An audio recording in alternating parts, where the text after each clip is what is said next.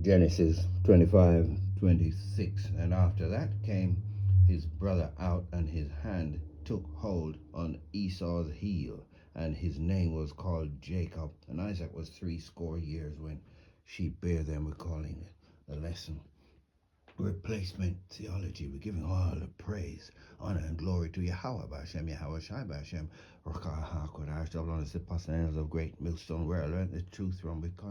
When we go, maybe call it the only ways down, not quite decided what we're going to call this lesson. But Esau, the judgment is written. The so-called white man, he's got this earth in like a chokehold, and he's the end of the world. We just read there where his brother Jacob had hold of his heel. Actually, let's get it again right here in 2nd Ezra 6. We often read this. I'm not going to stop reading it.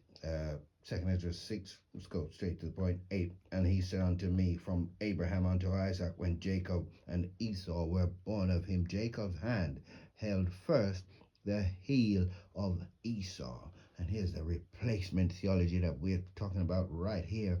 Why they hold his heel? For Esau is the end of the world, and Jacob is the beginning of it that followeth. Is holding his heel, signifying removing him from power. The ultimate Yahweh Shai, that's our big brother there, coming to remove this wretched man from power. He's just not fit to rule. This throne of wickedness is long since expired. And prophecy, the outcome's already been predetermined. Let's get to Obadiah, I think we want next. Where is that? Yeah, Obadiah, one chapter, dedicated to the judgment of this man. Oh, I want you to call me white. You're not white, you're red.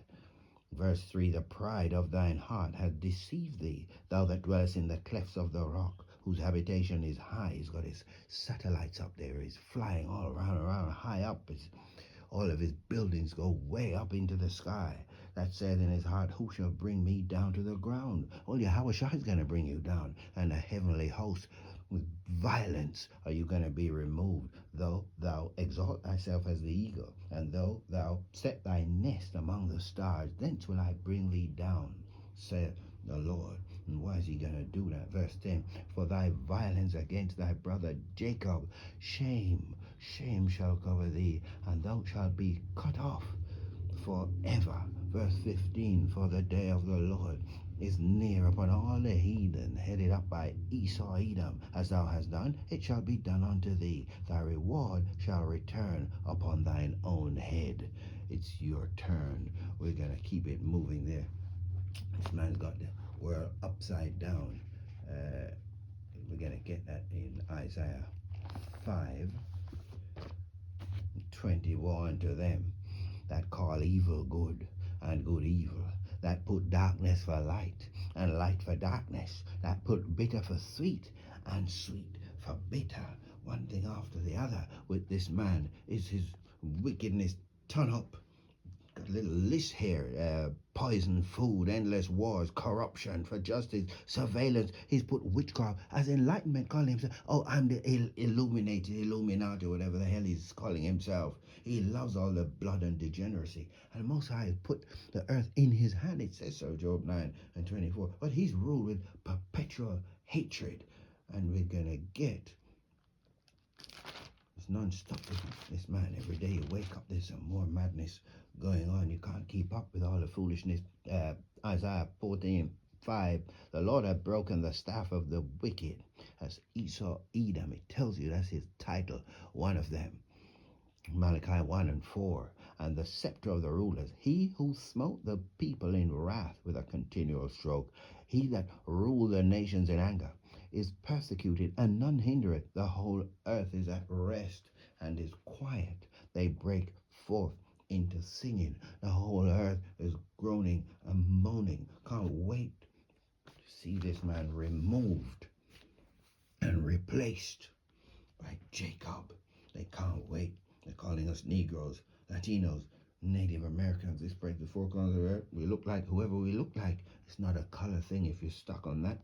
You've been tricked. Isaiah 2 Let's just get 11 and 12. The lofty looks of man shall be humbled, and the haughtiness of men shall be bowed down, and the Lord alone shall be exalted in that day. It's all caps Lord, meaning Yahweh. He is, he to be, he's the existing one. For the day of the Lord of hosts shall be upon every one that is proud and lofty. These words is synonymous with this man. Esau, Edom, is bouncing around the earth. He's untouchable. No one can remove me from my power, from the power seat, or whatever we want to call it. His empire is coming down, and upon every one that is lifted up, and he shall be brought low. You're going down, Esau. A violent removal of Esau is about to take place. We want, yes, let's get this one. Proverbs 29 and 2, when the righteous are in authority. That's what the people are looking forward to. That's what the whole earth is looking forward to. The people rejoice. But when the wicked beareth rule, the people mourn. And you can go to video after video. They've got all these memes and everything. People literally crashing out. I think there's a phrase called crashing out. And he is not profitable to the earth. He never was. It's getting ready to be removed. Ezekiel 7. We're going to go from 5. We're going to get a few of these here. Thus saith the Lord God, and evil and only evil. Behold is come, and end is come. The end is come. It watcheth for thee. Behold, it is come. It's the end of this man's wicked rulership. All of his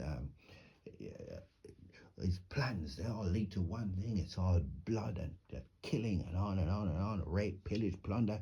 There's no end, it seems. The morning is come unto thee, O thou that dwellest in the land. The time is come, the day of trouble is near. Intercontinental ballistic missiles, thermonuclear war. They're not made to be viewed in some kind of museum. No, these are the armory of the Lord, and he's going to use them. Just excuse the round here. And not the sounding again of the mountains. Now will I shortly pour out my fury upon thee, and accomplish mine anger upon thee, and I will judge thee according to thy ways, and will pay back thee for all thine abominations. And mine eye shall not spare, neither will I have pity. I will recompense thee according to thy ways and thine abominations that are in the midst of thee. And ye shall know that I am the Lord that smiteth. Behold the day, behold it is come, the morning is gone forth, the rod hath blossomed, pride had budded. The Most High is getting ready to move Esau, Edom. Here's the writing. What's that? Many tekel ufasino, however you say that phrase there. The writing is on the wall, and Esau, Edom is getting ready to fill his belly. But just when he's about to fill his belly, as it says in I think that's Job 20, the Most High is going to strike him through. Let's wrap up with this here. You're not going to get to fulfill your enterprise. Matthew 24, let's go from 29. Immediately, this is all red letter, Yahushua speaking, immediately after the tribulation of those days shall the sun be darkened. We're at the early stages of Jacob's trouble. It speaks about that, Daniel 12 and 1 and Jeremiah 30 and 7, I think. And the moon shall not give her light. And Second Ezra, I think 15 and 16, the stars shall fall from heaven, and the powers of the heavens shall be shaken. And then shall appear the sign of the Son of Man in heaven.